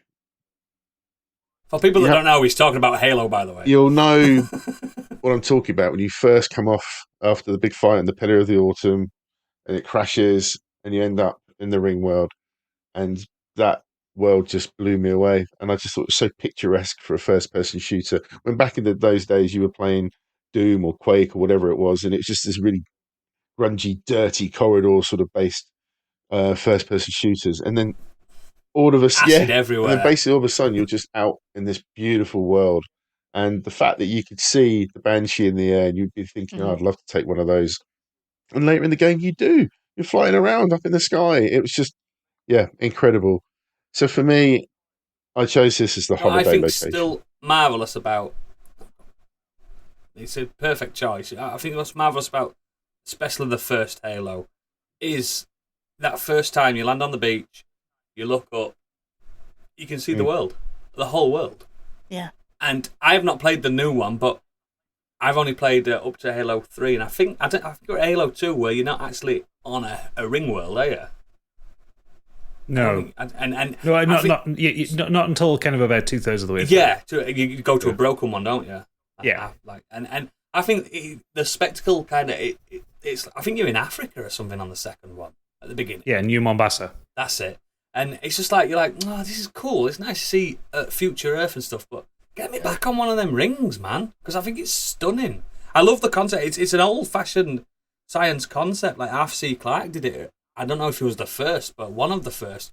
This ring world. It's not Arthur C. Clarke. It's Philip K. Dick who did That's Ring it, World. Philip K. Dick. That's it. Sorry, yeah, just sci-fi man. But it's a fantastic image. However you put it, even if it's a paradise rather than what Halo is, it's just a war zone. I don't know the full lore of Halo. I don't even know why they exist. But it's just weapons. Are they weapons? They're weapons to exterminate the flood. By exterminating to allow they studied the parasite floods to basically see what they get up to. And then if they get out of hand, they can let rip with the Halo and destroy like 25,000 kilometers or something ridiculous in diameter, and it all blows up, takes everything out. Wow. But yeah, I just thought it was. I need to go through all. It's very similar to that scene in either Oblivion or Fallout when you come out of the vault or the cave, and you just suddenly have this open world in front of you. And I think Halo absolutely nailed that. And I still remember. Yeah, I still remember. Call it a reveal that moment. Second level, the reveal blew me away. I just thought it was incredible, and I think for some weird reason, it'd make a nice holiday destination. I mean, it would. There's beaches everywhere. It's got everything you want, hasn't it? If you go when things aren't chaotic, it'd be perfect. There's no shops though. That's the problem. It's a self-catering holiday. Yeah, it seems like medipacks with you. Excellent. I'm into it. Thank you for that lovely trip to Ringworld. Is that what it's called? The Ringworld? Yeah. What's it called? Well, one of them it's called that one. I think in particular was called Ringworld. I don't know if they all are, but. All right, fair enough. Excellent. Gadget, where you going? Well, you see, you get off your plane, pick up your sword, because coming to the lands between is a once-in-a-lifetime opportunity, whether you're tarnished or not. With 3 fingers travel, you can have the ultimate in holiday experiences. Once you see the grand Erd tree hanging high on the horizon, you'll never want to leave, and nor will you be able to. Just die over and over. Come see the Grand Castle Stormvale. You'll love meeting its patron, Godric the Grafted, a charming fellow who's always willing to lend a hand or two to any traveller in need. Chill out and get your feet wet in Liurnia of the Lakes, where you can go fishing for some of the finest lobsters in the land. And then it's a short journey up to the gorgeous Raya Lucaria Academy, home of the glintstone sorceries and the captivating Renala Queen of the Moon. Just don't ask where our kids are. Oh, God. Then it's off to the sweeping plains of the Altus Plateau, the golden city of Leyndell, the royal capital. Come to the base of the Erd Tree and hold court with Morgoth, the Omen King. See the site of the grand battle with the Lord of Dragons. Wander down the boulevards and do some shopping while being serenaded by the horns of the Golden Envoys. If you're feeling particularly adventurous, the mountain top of the Giants awaits you with all the slopes and hills you could want to ski down on a shield. And for all you big game hunters, Caelid is for you. This harsh and oppressive area is filled to the brim with dragons, so be ready to take aim and bring back to the hunting lodge. You can even get archery lessons from Starscourge Radahn. Whatever your desires for a holiday, the lands between have you covered. From sandy beaches to volcano manors, there's fun for all the family to be found across the world. Please note, personal safety is not guaranteed. We take no responsibility for repeated deaths, falls, burns, meltings, or any other fatal injuries. The frenzied flame awaits you. Yes, I'm talking about the world from Elden Ring. It's not APA protected, is it? There's no insurance on that holiday. No, there's no atoll protection for this one. That's it, APA. Yeah. No, I know when I mentioned this in our Discord, Stig's like, why? And it's just like, why? Tell me. Like, yes, it's his nice favourite looking. game. He loves being there. Where? Yeah. Why would you want to go on a holiday where everything tries to kill you? Well, okay, so people go to Australia though. So people go to Australia. It's not as bad as that. I don't know. When you walk into the lands between, you're kind of bound by the Erd Tree. So you die, you're going to come back to life anyway. It's an action holiday. You get to enjoy killing things. Aside from that. But hunting holiday. Roll around the also, lot. like aside from anything, it's such a mysterious and weird world. Like imagine the historical tour that you could get going around these big castles. Granted, you might have to kill a few misbegotten. It just happens. You know, it's no different from going to Pontins. You got to kill to get your way through there. Especially that one in Wales. Fucking hell. You know, you walk through the Mistwoods. You're going to get attacked by giant rune bears. Same thing happens in Centre Parks. You know, you can't miss this kind of stuff. This is why you don't go on holiday in the UK. Things try to kill you as much as they do in Elden Ring. It's a lovely place. It's got a lot. You can go from the beaches. You can go to a volcano manor. You can go up the mountains. Yes, you've got to kill a few things, but you know what? It's a beautiful place. It's a beautiful part of the Miyazaki multiverse, and you can just sit and stare at the Erd Tree all day while getting drunk with Buck. Yeah, and you never get suntan because there's no sun. There is a sun. Praise the sun. There is a sun, man. You praise it. No, that's a different game. Was this the same argument on Bonfire Side Chat? They're saying, "Oh, there's no sun." It says, "No, there is a sun. Just the Erd Tree blocks it in most views from yeah, where it is, but there is a sun in it." Yeah, it's of all the From Software worlds as well. It is actually weirdly enough the most inviting. All the other ones have this element of oppressiveness to it. Like for all that the world of Elden Ring is shattered, it's still lived in though, isn't it? It's still lived in, and it's still functional. Like, you know, you go down to Jarburg and just hang out with the Jarben, you know? Oh, lovely little warrior Jar boys. Just wants to get on with his life. Stig's just shaking his head like a disapproving dad here. Because he had a bad holiday there. He had a bad holiday. He's furious with Thomas Cook. Holiday from hell. Fucking game from everything wants to kill you. I'm not. Well, that goes. What about fucking Ringworld? You were fine with Ringworld. Everything on the Halo wants to kill you. Oh, I'm not fine with that. We'll go there. I don't understand why everyone wants to go to these places vaccinated. It's fine. Things want to kill you. Yeah, exactly. You can't get rot if you've got vaccinated. Yeah, just make sure you get your Scarlet Rot vaccine. Brilliant. I like it, and I knew you were going to do it, even though you told me, but I bet the audience could guess before I even got round to it. I wonder where Gadget. I mean, I could have said Yarnum, but that one's a bit more horrific. Could have gone to Blighttown for the weekend. God. I mean, Yarnum would be one of those places. Yeah, Yarnum would be one of those ones where like the goths go for an adventure weekend. It's Whitby. Yarnum is Whitby. Yarnum is Whitby, yeah. Scampy. Whitby with Yarnum Cockneys. Scampy. Exactly. Oh, I'm in. Yeah, but that's probably going to be some Lovecraftian Scampy, mate. That's the problem. It's Cos, isn't it? That's what happened to Cos. She became Scampy. Yeah. You don't want to eat that. You get too much insight and you'll die of madness. Cool. Right. You might like this one, Stig, a bit. I'm going to go. So, imagine, some people are going to know this straight away. Imagine sitting back with a shoe puff shake on the calm beaches of Besaid, eating battered Marlborough rings, on the shanty decks of Killicker, hiking the Calmlands, and trekking up Mount Gagazet. Take on a beautiful river cruise down the Moonflow, visit dear departed loved ones in the far plain in Guadalsalam, or risk the shocking terrain of the Thunder Plains. Or just soak up the sights and catch a blitzball game in Lucca. Disclaimer, excursions to Bavel, the capital, have been postponed due to religious turmoil and civil unrest. Speak to your travel guide for more information on that. That's right, guys.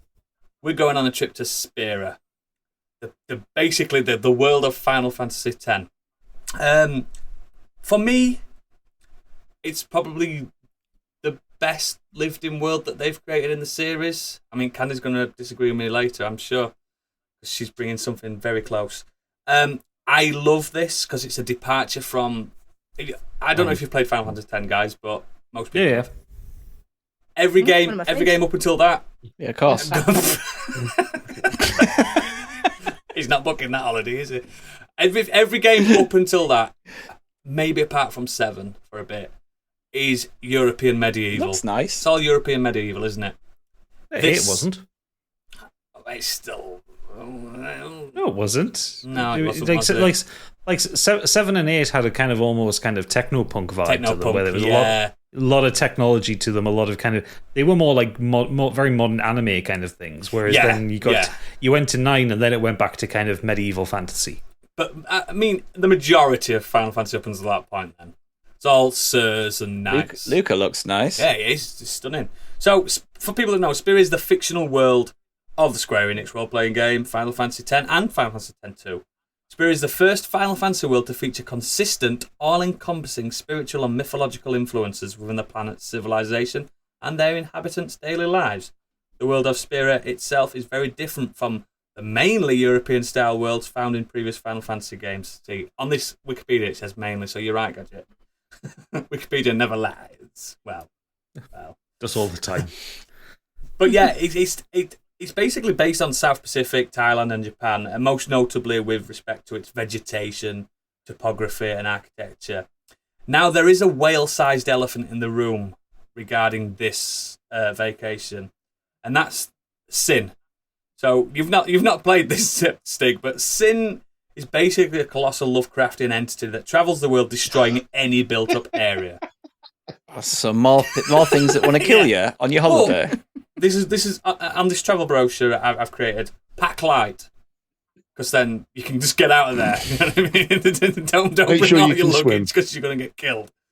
So yeah, definitely. It's all islands, isn't it? That game, just islands upon islands, archipelagos, stuff like that. So FF10 is for some people their favourite entry, and when you ask why, it's usually due to Spira, the world itself. Like, it's such a change from the European style that especially 9 before it had. But then again, 9 was the homage to the games of the past as well. To this day, I think it's one of the most distinct and beautiful, especially in Final Fantasy X-2, which there is no creature trying to destroy the world at all. So it's a bit more... If you went then, Stig, you'd like it. There's no creature... And you'd love Blitzball as well. Attacking anyone, and you'd like it. Fact. Blitzball's great. It's probably better to watch than to play. That's all I can say on that one, because it's not very fun to play. But yeah, writers Yoshinori Kitase and Tetsuya Nomura, who are big names now, they weren't then. I think they smashed it out of the park with the world building and stuff and the character building. And again, music by Hironobu Sakaguchi, which it could be sacrilegious for some people. I think it's his best work on this game because it's more subdued and tranquil and laid back.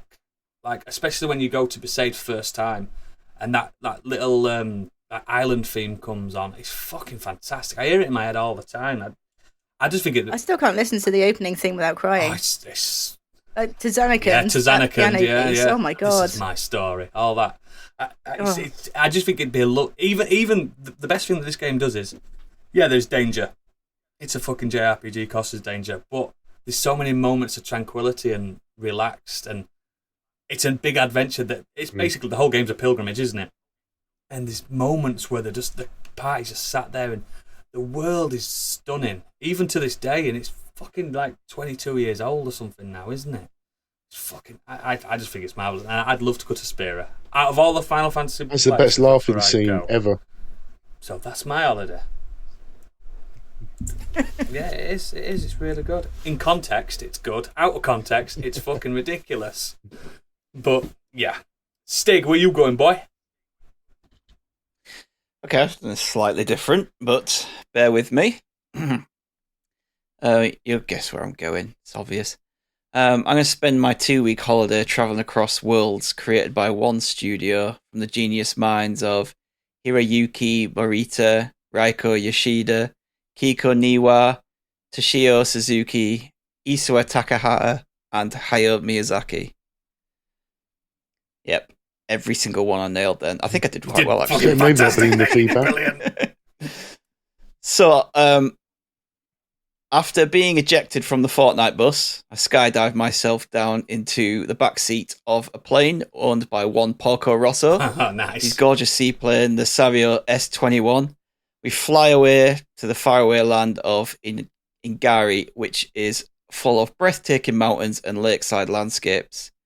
Porco drops me off in the harbour town of Port Haven. After a little wander around the town and the local markets, I head off to the Port Haven marshes to see where Howl caught his first falling star as a child. I take a few selfies of the area, then head back down to Jenkins' magic shop. Those of you in the know that this is Howl's shop, a magic teleport to his castle. Knowing I was coming, he, Calcifer, and Markle and Sophie all welcome me with open arms. They flip the switch on the door and we're now flying away in the castle. I'm on board Howl's moving castle, flying high in the air above the amazing landscapes, and it's magnificent. We all head off to Howl's cottage for a few days of hiking, swimming, and relaxing by the lake. After a few wonderful days with them, I fly off in the castle again, and they take me to the abandoned city of Laputa, a magical flying city long abandoned. And I spend a few days there exploring the ancient city, marveling at the architecture and technology.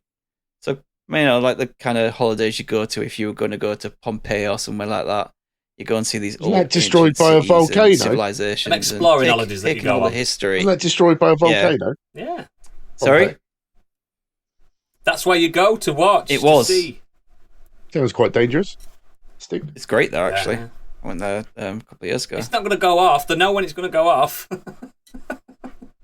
Yeah, exactly. It's not by creatures is going to come out and kill you. There's no creatures coming out to kill me in this holiday. So I wait for my ride to arrive. It's Kiki the Witch who gives me a lift on a broomstick and takes me down to the town of Corico, a lovely city taking inspiration from the likes of Lisbon, Paris, San Francisco, and Milan. As she works in a bakery, Kiki loads me up full of wonderful baked goods before I go off to explore the city. I'm only in Corico for a short stop before my ride. The cat bus arrives and takes me off to the Valley of the Wind and the Sukamori Forest to observe the wildlife.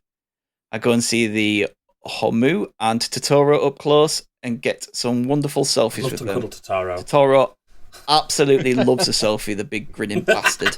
Of course he does. My final stop on the wildlife tour is the Tanuki of Tama Hills with their gigantic scrotums that help them fly. Yeah. These are wonderful creatures, but you have to keep your distance because those balls are a sight to behold. The cat bus drops me off at the harbour where I take Fujimoto's boat over to Hotel Adriano where I meet up with Porco Rosso again. And after one absolute piss-up of a night, a mega night with Porco, he flies me off to the entrance of the Cat Kingdom, where I'm greeted by none other than the Baron Humpert von Gickingen, a cat that wears a white top and tail suit with jazzy red waistcoat and a blue bow tie. And I spend a wonderful, weird few days in the Cat Kingdom. But as everyone knows, you can't stay in there too long, otherwise you lose yourself and get turned into a cat. So 2 days is enough. The Baron takes me off to the station to catch the Spirit train, where I proceed to my last stop of the trip. It's the bathhouse from Spirited Away. I have a VIP package there at the bathhouse. I'm treated like a king, having wonderful spa weekend where I relax and eat so much food. And if anyone has watched a Ghibli film, you know that food looks incredible all the time. Oh. So at the end of the weekend, I'm treated to a wonderful fireworks show and a dancing show from Haku the White Dragon as he dances across the sky. Wow. It's beautiful and wonderful. And then after it, Porco flies me back home to the real world. That's brilliant. So there you go. My holiday is flying around Studio Ghibli worlds. I liked your vlog as well. I liked how you did it in a vlog way. That's fucking beautiful, man. Loved it. Wow. Because if you've watched them, and I know I've talked about Studio Ghibli over and over and over again, but they're incredible and they look incredible. They don't age, mate. The landscapes and the vistas and the mountain ranges and everything the colour palette, everything is just gorgeous. And I just think if you could travel across all those different worlds and just do meet these people and do these things, and it would be incredible. So that was my 2 week holiday in Studio Ghibli Land. I'm so jealous I booked trip to Spira instead. But you could have been turned into a cat. Thing tried to kill me. You could have died from alcohol poisoning. Yeah, he would still be alive though. I could have been changed into a cat. That is true, but I'd be all right with Yeah, that. he'd still be alive. yeah, It's fine. Yeah, it's all right. still I got hope to they have a dine with litter tray the for him. cat prince. So He didn't it get was worth stuck the in a risk. scarlet rock puddle like Gadget might have done. Gotta watch where you're walking. That's true. That's true. Yeah, Oh. there's a lot of cat shit in the cat kingdom. I love it, mate. Fucking fantastic. That. When you were because I've watched them all, and when you were just saying it, I was like, yeah. I mean, I know. Oh, it's such. Oh, I wish my kids liked it. Oh, fuck. I even had more ideas. I was just like, no, it's just going to go too long. I thought, I could go into the secret world of Ariati and spend a couple of days as the small human. But I've been watching a lot of travel you do travel that. vlogs on YouTube. With people going to fucking incredible places, and I was like, that's exactly how they do it, but in a long form video. Yeah, beautiful, mate. Thank you very much. Candy. The one thing that it did annoy me though quickly was I would actually like to have an absolute piss up with Porco Rosso. Oh, mate, he'd drink you under the table. Oh, of Didn't course have he any pork would. scratchings, though, could you? No, eating's cheating anyway. I'd have He nuts. crisp. Oops, sorry. He'd drink so much, Yeah, and yet he'd still be up at 7 o'clock in the morning ready to fly. I feel like he's a bit of a brother to me. I'm like that. Anyway, Candy, round it off. Where's your trip? I reckon it's close to where I went. I think you might be right, you know. So I'm off on a gal's road trip, and we're going to Eos from Final Fantasy 15. And I'm taking some friends. I'm taking Disney's Ursula, King Valkyrie, Adele, who is real, by the way, just in I case thought you you don't meant know. Sorceress Adele from Final Fantasy VIII.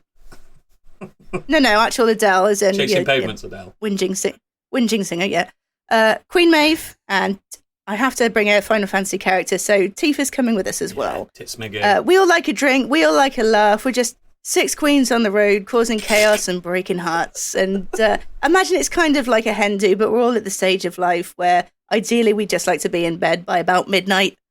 And the reason we're off to Eos, like, you can say what you want about Final Fantasy 15's story, and possibly deservedly so, but you can't really deny the beauty of some of the locations in the game. Oodles, I know you must have played it. Has anyone I love else? 15. I think it's fantastic. Yes, stunning. I thought it looked I great. love the game in general. I like. I don't know why people slag it off. It's fucking fantastic. Yeah, I agree. It's fine. It could have done more. It was fine. But anyway, no, as I said, so this is going to be a road trip. So our main mode of transport will be the convertible car that you see in Final Fantasy 15. Yep. So it may have to be a modified version. It have to be a 6-seater. We take it in turns to drive. Ursula might not be able to. Not sure. I reckon her Ursula's would constantly fit. sloshed. Yeah, me too. That's why I want to bring her. Always pissed. So Just I think. always pissed. So let's put her on. She can navigate. No, and she'll get lost. In control of the. It's fine. That's part of the fun You of the put road Ursula trip. in the fucking boot and leave her in there until you get somewhere. She's a terrorist. No, she can put the bangers on. That's fine. She's in charge at radio. So first, yeah, exactly.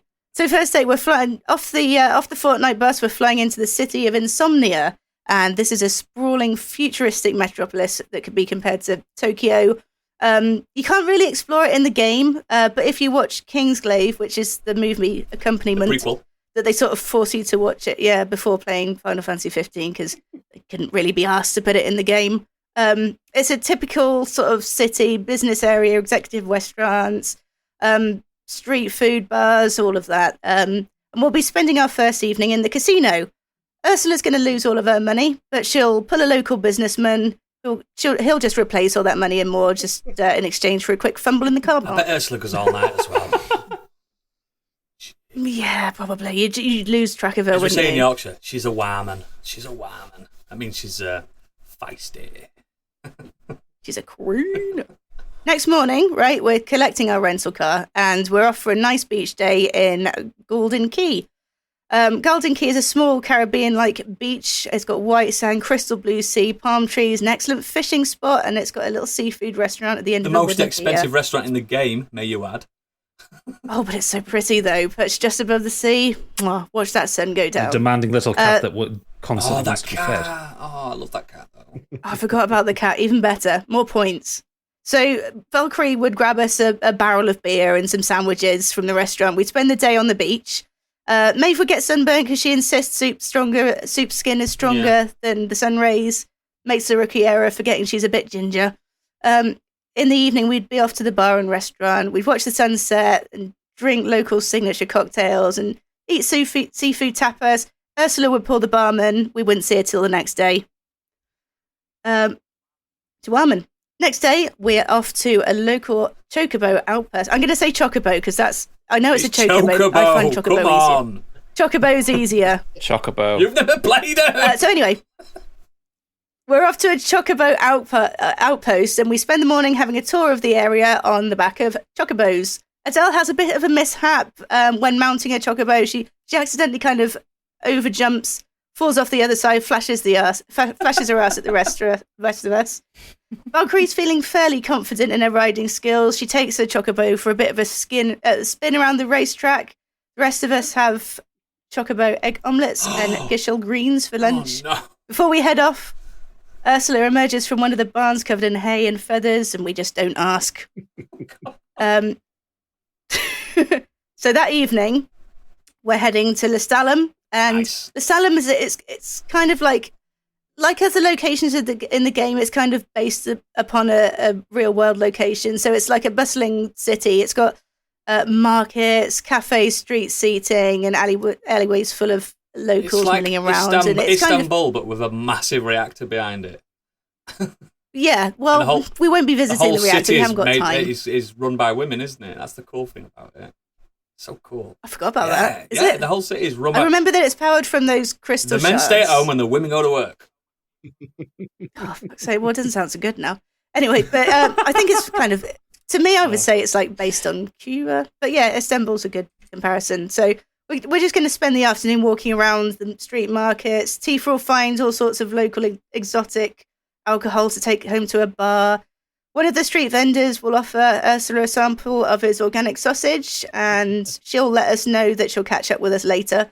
We spend the evening dancing to a local band who are playing on the street corner. Adele asks if they know the song Hello, and they do. So we'll have a bit of a karaoke, stay in the local hotel before heading off for a couple of days of pampering in Alticia. To get to Alticia, we need to take a boat from our previous location of Golden Bay. So we drop off the rental car to the local Avis or whatever they got there. And while a waiter just comes springing out of a local caravan asking Ursula why she's not wearing the ring that he gave her.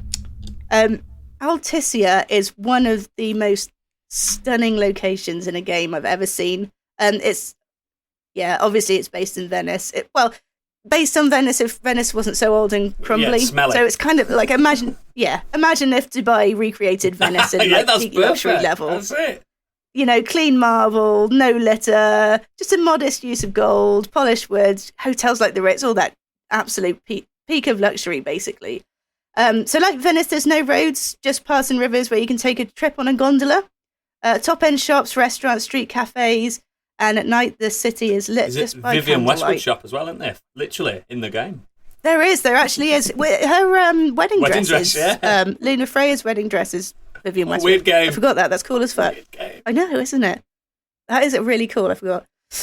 So in the morning, we're just going to have a nice night there. In the morning, we do a bit of fishing in the harbour. We take our catches to a local restaurant. They prepare the fish for dinner whilst we did a bit of shopping. Drop off our shopping at the hotel, have an early dinner at the restaurant we drop our fish off at, and then we'd head to the Colosseum for a bit of violence and a show. Ursula would head off to get us all some popcorn. We notice she's been gone a while. We look up at the Jumbotron. She's there getting off with a security guard. She tries to get to the changing rooms. That's just as far as she got. So we'd all cheer and clink beers. And then on our final day, flight home's in the evening. So we'd spend the rest of the day in Alticia Hotel Spa. Mojitos, cucumbers, on the eyes, the lot. Ursula asked the masseuse if they know what a happy ending is. And we'd all exchange our photos, upload the girls' trip to Instagram with the caption, "How was your Monday?" Nice. So that's my trip. And I'm so disappointed I can't actually go on this trip. It sounds like an absolute banger. Ursula, Queen of Queens. She sounds like a She's banger. a woman, telling you. Absolutely. Yeah. I love that. Oh, I love that. And the fact that, when you were at Alticia, I wouldn't recommend fishing too much because there's a Leviathan in the water, remember? Well, you don't go too deep. Do you not have to summon him? Probably. You're telling me that Ursula wouldn't be able to summon Leviathan? Well, I mean, at least she'd be able to probably stand up to him. Definitely. Because remember in the film she gets all big as well, so I think we'd be okay. She's the queen okay. of the ocean, isn't she? She'd probably try and shag it. Yeah, probably. Leviathan's, yeah. She sounds like a squirter. Even though it's a oh my God. God. Oh, Biggie again! You ruined the holiday now. We're going out, right? Turn the car around. This is why we didn't bring boys. We're going home. You're definitely not invited. I can get away with putting a wig on and turning up. I've been watching the look on his face throughout the entire thinking about it. He's been thinking about that since the first moment you said Ursula. Oh, Turn the car around. We're going home. Clanger. Right. Instead of going on holiday, I want to know what our listeners have been. Where do they want to go? Is it as dangerous as some of ours, or is it as tranquil as Styx? We can start off with Nimrod Hicks, who 3 words, all perfect. Fluston Paradise, please. Yeah, why not? Why not? I'd love to. It might be dangerous. It depends if those pigmen warriors. If it's that week. If it's that week, then yeah, it would be probably quite dangerous. But the rest of the time, it's a nice cruise on a very well appointed cruising spaceship around a very beautiful planet. Some good entertainment. Yeah, the Plava Laguna, winch is in there. Yeah. You'd be a bit annoyed if Ruby Rod was kind of wandering around all the time. I wouldn't. I'd love Ruby Rod. I would. I think in person he'd be grating. I'd deck him. No. He would be. He'd be running around going, Kenny Gamer! You just deck him. Kenny Gamer! to Will Smith. Oh, God. Oh, dear. Next. Lee Davies has said, Pepperland from the Yellow Submarine. Free love and copious amounts of LSD. Cool music and giant apples. What's not to like? God, I haven't watched that in ages. Fuck. Fucking crazy Beatles, weren't they? They were fucking crazy bastards. No, high is the word. Yeah, that's the word. Xenos, we're just hitting a Square Enix thing going on here because Xenos has said, I think the answer for me has to be the setting of Final Fantasy XIV. No surprise there. Yeah. Yeah, it's generally known as yours, but that's just the name of the continent where we start. The world's much bigger than that, and it's covered pretty much every environment you could ask for. Now, I did see the massive travel guide that he posted in the Discord here, and thankfully this has been condensed slightly because it was an essay with diagrams and pictures and everything. Discord, and you get an holiday travel guide. Yeah. So he says, beach holiday, visit the island of Lanosha, which is similar to Greece or Italy and has all the coastline you could ask for. Looking for something more tropical? Thamvia is essentially India with blazing sun and deep jungle to explore. Retail therapy, the city of Uldar in Thanalan has some of the finest markets in the world, and the Mandeville Gold Saucer is the premier gambling location on the continent. Just don't forget your wallet, it gets expensive quickly. Prefer colder weather? Then Kurthus is ideal for snowboarding and mountain climbing. For those looking for more temperate climbs, the Black Shroud is a vast near-European forest ideal for hiking and historical sites, though do watch out for Odin lurking in the trees. And if you're in for adventure, Mordona is always looking for adventurers to help in the archaeological digs and keep the giants away from the artifacts. Further afield, we have the continent of Othard, a parallel to Asia with equivalents to Japan, China and Vietnam, as well as the Mongolian steppe for those who are into horse archery. I do like a bit of horse archery. Charlian is an academic Switzerland in the northern seas whose research archive is nothing less than a city-sized archaeology designed to keep every species they're studying comfortable no matter where in the world it came from. And if you're feeling really exotic, we've got a parallel dimension where the world took a different turn a century ago and nothing is quite the same since the night stopped falling. And of course, there's always the restaurant at the end of the universe to round off your trip, and that last bit is not a joke. Wow. There's more to this game than that meets the eye. It only takes about 500 hours to get there. Yeah, so you've got to keep you paying for it. Yeah. I'm running out of levels. I was going to say, you still playing that? I started another character because I wanted to keep playing it for free. And last up we have Ray. He said, I'm thinking, is it a grand summer getaway? I'll start that again. I'm thinking, if it is a grand summer getaway, why not travel somewhere crazy and grimdark to have a different kind of holiday? I am, of course, talking about the Imperium of Man from the Warhammer 40,000 universe. As an empire, it stretches across half the galaxy. The entire galaxy. Half the galaxy now, but we would rather not talk about that. The Imperium offers an abundance of sceneries and cultures covering tourists seeking experiences of any kind, including, but not limited to, the tropical jungle of Katachan, teeming with lovely exotic wildlife. Or maybe you prefer somewhere cooler. What about the icy planet of Fenry? Give yourself a survival challenge to see if you can live to join the Space Wolf Legion. Or if you're more of a city folk, then Necromunda can be the place. Sounds typical lovely. Imperial hive cities can be found here with some charming locals. Or maybe Nostromo, nothing to do with some old cargo ship. A planet-sized Gotham, both figuratively and literally. The entire world shrouded in perpetual darkness all year round. And finally, saving the best from last, go to Oliensis for a big party. After all, it is owned by Slaanesh. I heard she is one hell of a partier. I have to stop here, or this feedback would be awkwardly long. To sum it up, Imperium of Man. Breathtaking views, literally in Necromunda. A strange plant and animal life, lovely people, and Xenos, and crazy parties. Truly a summer destination. Are you interested? Sure, why not? Give me a bolter and send me after the orcs. Did you recognise some of those names, Gadget? Yes. Glad you're in on this episode. We've had Warhammer before, and we were all just going, Just I just couldn't live anywhere called the Imperium. It sounds very imperialist. everyone seems to want to go to places that want to kill you. Funnily enough, Oodles, in Warhammer 40k, yes, it's a big empire owned by an emperor. Sounds like it, doesn't it? Sounds like it. 40,000 years into the future, there is only war. Which is probably realistic. It's probably realistic. That's the scary thing. There's space hulks and everything. Necromunda's a fun one because like those imperial cities, it's kind of like the dirtiest, grittiest cyberpunk kind of thing because they're just like buildings stacked on top of each other and like deepest, darkest. There was a Necromunda game came out recently which is supposed to be quite good for that, like the visual style of it. There's too many of those Warhammer games, and then there's Warhammer games that are not in future. Isn't there? There's Warhammer in the past. Yeah, Warhammer Fantasy. Crazy. I can't keep up. But brilliant. Is that everyone's feedback? That's everyone's feedback. Fantastic. So, as always, links to all our extracurricular activities are in the show notes and at modernescapism.co.uk, and please consider becoming a patron to help support our endeavour. Next week, it's the final part to our summer theme. And hopefully, because we stop doing it, the weather gets better, as in cooler, because we basically influence the world now, don't we? So yeah, it'd be nice. But yeah, next week we'll be tackling the summer heat, literally. We're going to discuss our favourite media that had an intense heat about it. So, you know what we're talking about, like, I don't know, Sunshine the film. Basically captures what the heat is in a gaseous star. So, yeah, that kind of thing. That's what we're going to do next week. So, for everyone that's not a patron, you guys have got to leave now. We're kicking you off the plane. But for our patrons, we're going to meet us back in the VIP lounge, the green room. So, for everyone else, good night. It's been a podcast. Bye. See you later. Bye. Hey.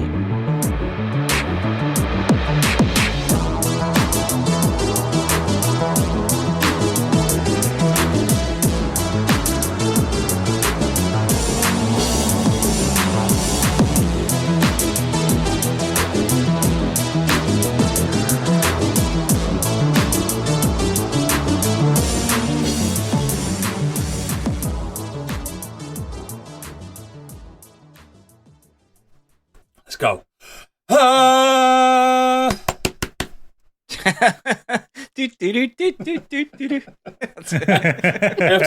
have to get my head into game.